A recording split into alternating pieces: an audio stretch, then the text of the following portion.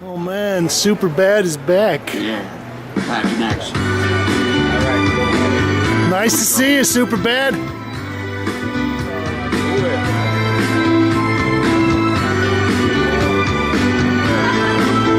Yeah, there's one for my mama. My mama told me, she said, son, please beware. There's a thing called love, and it's everywhere. She told me it can break your heart and put you in misery. Since I met this little woman, I feel it's happening to me, and I'm telling you, it's too late to turn back now. I believe I'm falling in love. It's too late to turn back now. I believe I'm falling in love.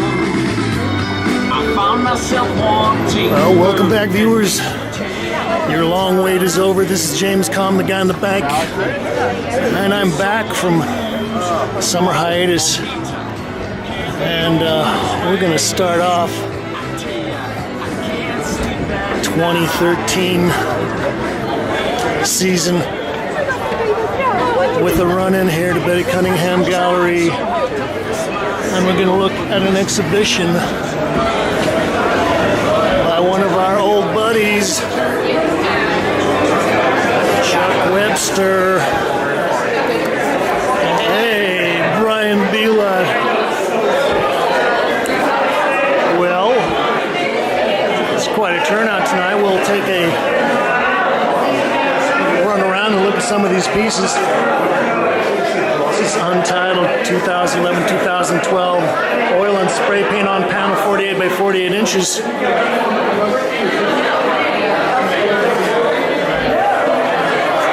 Actually, I've got to congratulate Chuck. I think the last show of his that we covered was at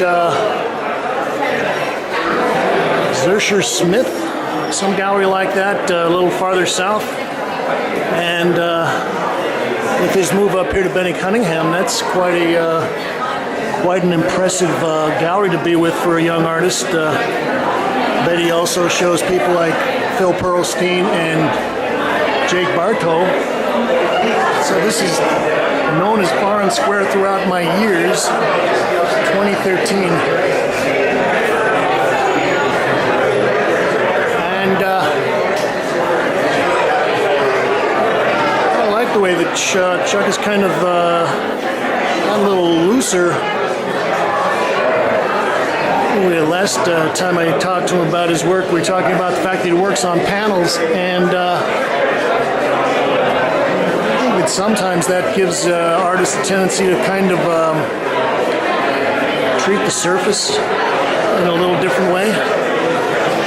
It makes it more polished, or it's just a harder surface. It's titled Combination Fort 2013, and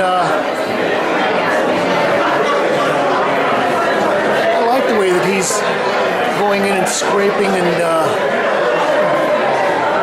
getting a nice, interesting surface there. A lot of petimenti.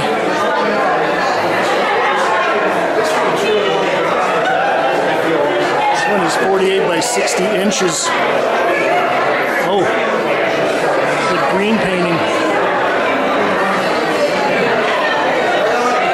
Somehow I get an echo of Carol Dunham in here a little bit. Titled Catch, 78 by 80. And, well, I used to paint on panels myself, and I know that once you get into something that's this size, suddenly these things start to get pretty heavy, especially if you've got a nice cradle on them. Got a lot of spray paint as well, although he's maybe spraying and then scraping over the top and sanding and spraying a little more.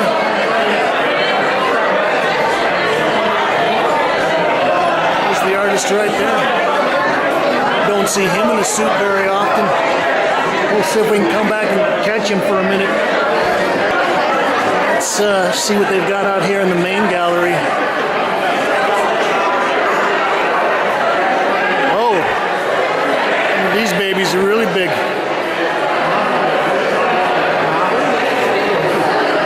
See some of the Brooklyn painting crowd out here.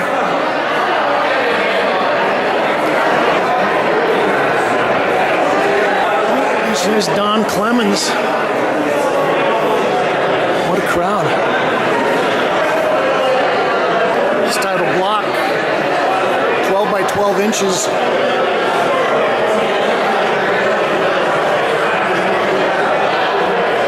I was just talking to Brian Belot about this latest batch of paintings. This is a large piece. It's titled Was to Be a Man, 2013, and this is 78 by 112 inches. Anyway, I told him that I actually kind of liked this latest batch of work more than his previous show because he's getting a little looser. He's letting the paint surface kind of speak for itself. And one of the things I was mentioning about when you start working on wood is there's a tendency for the coloring and the scraping and sanding and stuff to kind of buff out a lot of the facture.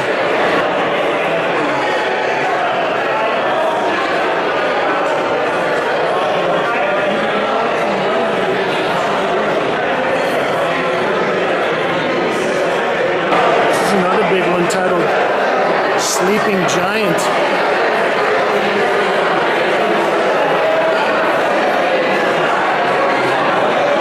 It's like 7 by 10 feet. Oil and spray paint on panel.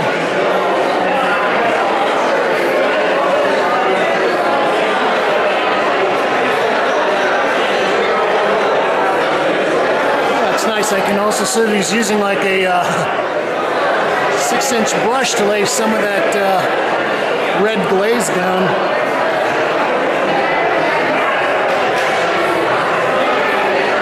Well, I think one of the other elements about his compositions that I like is kind of make me think of the essential, simple images that Forrest Best was using, and there was a whole bunch of New York painters sort of came after the abstract expressionists that were known as the New Imagists, and I think that this is the kind of work they were doing, kind of simple frontal images. Oh, Jules de Pellencourt and Eric Parker here, a couple of fans.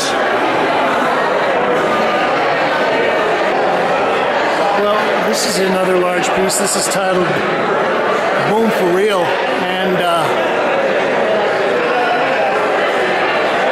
I like this. I think this is maybe a little more coloristically daring, but we'll get in and I'll show you a little bit of what I was talking about. I like the way he's got this brushy texture built up here in the yellow. Then this large orange form. It's kind of a little thinner, washier thing, and I think he might have scraped out. And that's played off against this background that is obviously been scraped and sanded.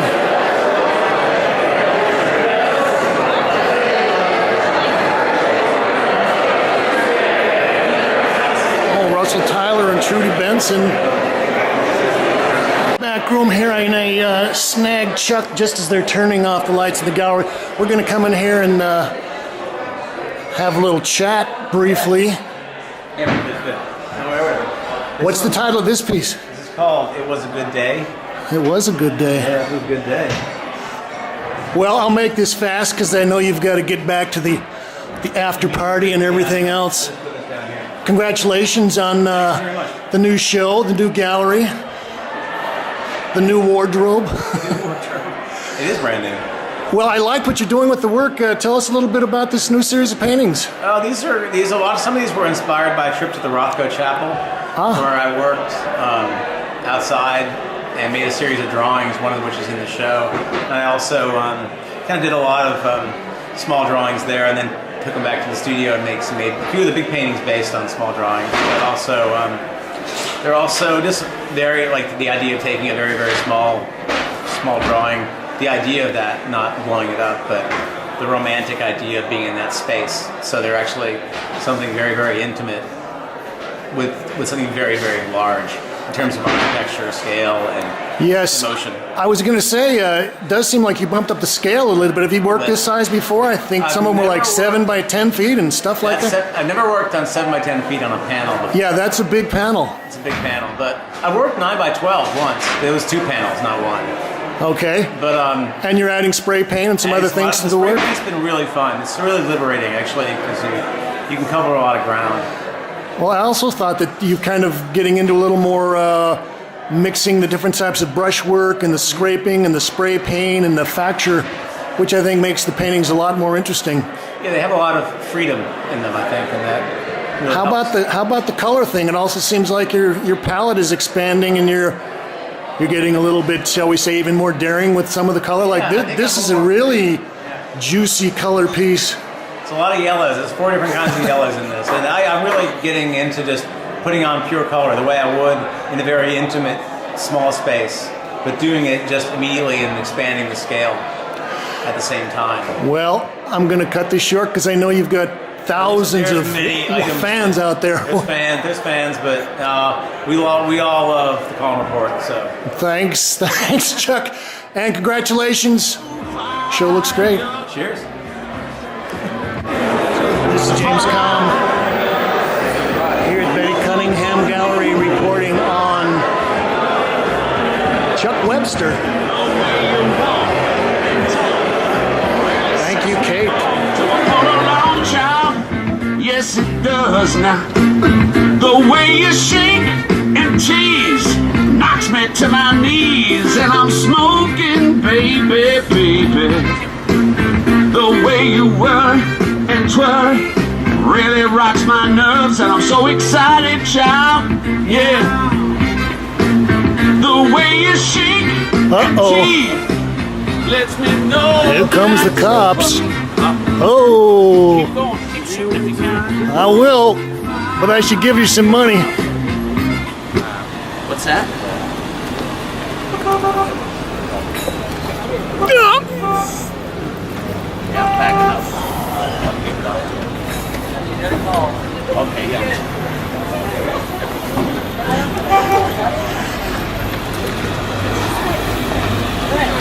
It's been so nice to see you, Brad. Thanks, man. Thank you. All right. I missed you. Thanks, man. I'm running. Okay. Fire. You're awful nice about it. Gotta say that. All right. Yeah, good to see you again. Nice to see you too. All right. You're looking good. Hey, thanks. Yeah.